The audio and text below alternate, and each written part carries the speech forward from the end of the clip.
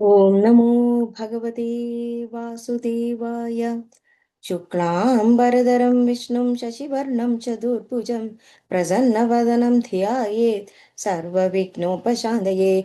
गुरवे सर्वलोकानां विषजे भवरोगिणां निधये सर्वविद्यानां दक्षिणामूर्तये नमः। जन्माद्यस्य यतोऽन्वयातितरदच्चार्तेष्वभिघ्नस्वराट् तेने ब्रह्महृदाय आदिकवये मुह्यन्ति यत्सूरयः।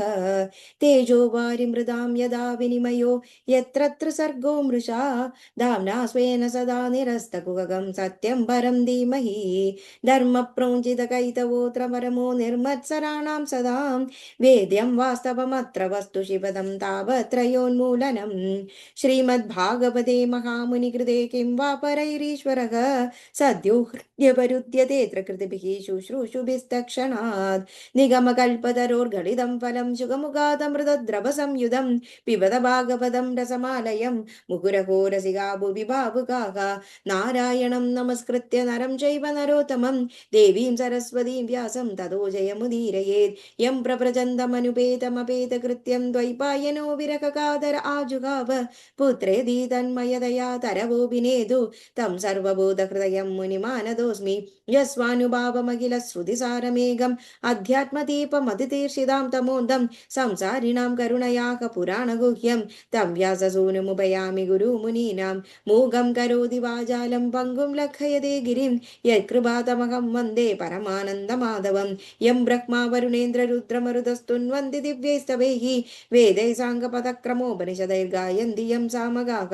ध्यानावस्थितगद्गदेन मनसा पश्यन्ति यं योगिनो यस्यादं न विदुःसुरासुरगणा देवाय तस्मै नमः।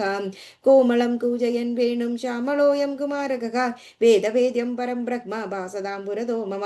भूतेर्महद्भिर्य इमा पुरो विभुर्निर्माय शेते यदमूषु पूरुषः भुङ्क्ते गुणान् षोडश षोडशाकट्मकः सोऽलङ्कृशिष्ट भगवान् भजांसि मे। सच्चिदानन्दरूपाय विश्वोत्पत्त्यादिहेतवे तापत्रय विनाशाय श्रीकृष्णाय भयं नमः। सर्वत्र गोविन्दनाम संकीर्तनं गोविन्द गोविन्द। सप्तस्कन्धः अद प्रथमोऽध्यायः।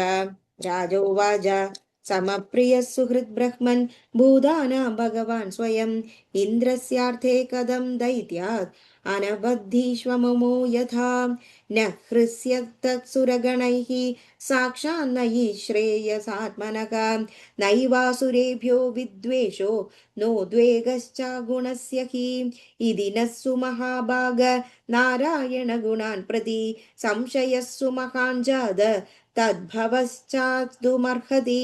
श्रीशुक उवाच साधु पृष्टं महाराज हरेश्चरितमद्भुतं यद्भागवतमाहात्म्यं भगवद्भक्तिवर्धनं गीयते परमं पुण्यं ऋषिभिर्नारदादिभिः नत्वा कृष्णाय मुनये कथयिष्ये हरे कथं निर्गुणो बीह्यजो व्यक्तो भगवान् प्रकृते परः स्वयमाया गुणमाविश्य बाध्यबाधकतां गतः सत्वं रजस्तम इति प्रकृतेर्नात्मनो गुणाः न तेषां युगपद्राजन् ह्रास उल्लास एव वा जयकाले तु सत्त्वस्य देवर्षीन् रजसोऽसुरान् तमसो यक्षराक्षांसि तत्कालानुगुणो भजत् ज्योतिरादिरभिवाबाधि सङ्ख्यातान विजिच्यते विदन्त्यात्मानमात्मस्थं मदित्वा कवयोऽन्ततः यदासि सृक्षुपुर आत्मनः परो रजसृजत्येष पृथक् स्वमायया सत्त्वं विचित्रा शरीरं सुरीश्वरः शयिष्यमाणत्तम ईशरस्य तौ कालं चरन्तं सृजतीश आश्रयं प्रधानपुभ्यां नरदेव सत्यकृत् य एष राजानभिकाल ईशिता सत्वं सुरानीगम् अभिदयत्यदः तत्प्रत्यनीकानसुरान् सुरप्रियो रजस्तमस्कान् प्रणिमा प्रमितोत्युरुश्रवाः अत्रैवोदाहृतः पूर्वम् इतिहासः सुरर्षिणा प्रीत्या महाक्रतौ राजन् पृच्छते जातशत्रवे दृष्ट्वा दृष्ट्वा महाद्भुतं राजा राजसूये महाक्रतौ वासुदेवे भगवति सायुज्यं चेति भूभुजः तत्रासीनं सुरऋषिं राजा पाण्डुसुतकृतौ पप्रच्छ विस्मितमना मुनिम् आनां शृण्वतामिदं युधिष्ठिर उवाच अहो अत्यद्भुतं ह्येतद् दुर्लभैकान्तिनामपि वासुदेवे परे तत्त्वे प्रातिश्चैद्यस्य विद्विषः एतद्वेदितुमिच्छामः सर्व एवं वयं मुने भगवन्निन्दयो वयनो द्विजैस्तमसि पातितः दमघोषसुदपाप आरभ्य कलभाषणात् सम्प्रत्यमर्षि गोविन्दे दन्तवक्त्रश्च दुर्मतिः शबतोरः सकृद्विष्णुं यद्ब्रह्म परमव्ययं श्रुत्रो न जादो जिह्वायां नादं विविशदुत्तमः कथं तस्मिन् भगवति दुरवग्राकदामनि पश्यतां सर्वलोकानां लयमीयत्तुरञ्जसाम् एतद्भ्राम्यति मे बुद्धिर्दीपार्चिरिव वायुना ब्रूधेर्दद्भुतं तमं भगम् आवस्तत्र कारणं श्रीशुक उवाच राज्ञस्तद्वच याकर्ण्य नारदो भगवान् ऋषिः तुष्टप्राकत्तमाभाष्य शृण्वत्यास्तदस्तकदाः नारद उवाच निन्दनस्तवसत्कार्यन् अकारार्थं कळेबरं प्रधानपरयो राजन् अविवेकेन कल्पितं हिंसा तदभिमानेन दण्डपारुष्ययोर्यदा वैषम्यमिह भूतानां ममाहम् इति पार्थिव यन्निबद्धोऽभिमानोऽयं तद्वदात् प्राणिनां वदक तदा न यस्य कैवल्यात् अभिमानो किलात्मनः परस्य दमं कर्तुर्हि हिंसां केनास्य कल्प्यते तस्माद्वैरानुबन्धेन निर्वैरेण भयेन वा स्नेहात् कामेन वा युञ्ज्यात् कथञ्चिन्नेक्षते पृथक् यदा वैरानुबन्धेन मर्त्यतन्मयतामिद्यात् तद् न एतदा भक्तियोगेन इति मे निश्चिता मतिः कीडपेशस्कृतारुद्धः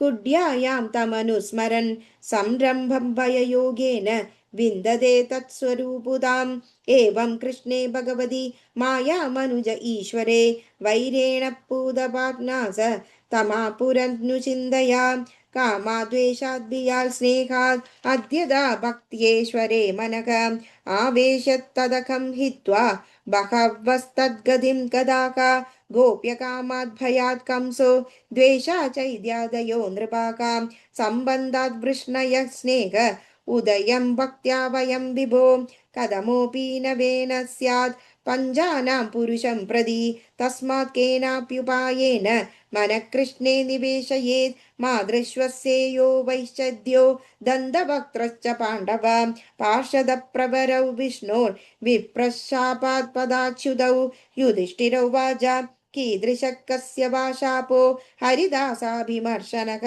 अश्रद्धेय इवाबाधि हरेरेकान्तिनां भवः देहेन्द्रियासु हीनानां वैकुण्ठपुरवासिनां देहसम्बन्धसम्बद्धम् एतदाख्यातुमर्हसि नारद उवाच एकदा ब्रह्मणा पुत्रा विष्णोर्लोकं यदृच्छया सननन्दादयो जग्मुर् अचरन्तो भुवनत्रयं पञ्चषट्शायनाभिर्भाभाः पूर्वेषामपि पूर्वजा दिग्वाससः शिशून् मत्वा द्वास्तौ तान् प्रद्यशेदताम् अशपन् कुपिता एवं युवां वासं न चार्हतः रजस्तमोभ्यां रहिते पादमूले मधुद्विषः पाविष्टामासुरीं योनिं बालिशौ यादमाश्वतः एवं शप्तौ सभवनात् पतन्तौ तैः कृपालुभिः प्रोक्ता पुनर्जन्मभिर्वां त्रिभिर्लोकाय कल्पतां जज्ञादेतौ दिदे पुत्रौ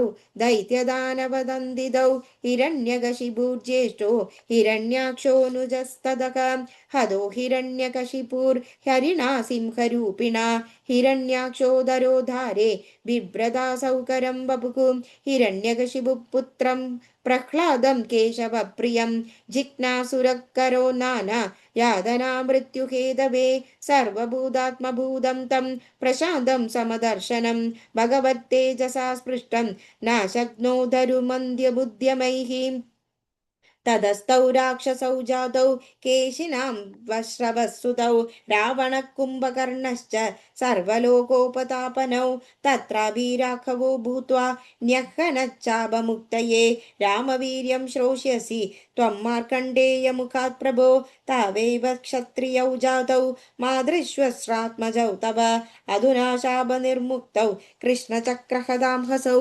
वैरानुबन्धतीव्रेण ध्यानेनाच्युतस्तात्मनां नीतौ पुनर्हरे पार्श्वं जगत् जग्मतुर्विष्णुपार्षदौ युधिष्ठिरोवाच विद्वेषो दयिते पुत्रे कथमासीन्महात्मनि ब्रूहि मे भगवन्येन प्रह्लादस्याच्युतात्मना। इति श्रीमद्भागवते महापुराणे पारमहंस्यां संहितायां सप्तस्कन्धे प्रह्लादचरितोपक्रमे प्रथमोऽध्यायः। सर्वत्र गोविन्दनाम संकीर्तनं गोविन्द गोविन्द। Thank you.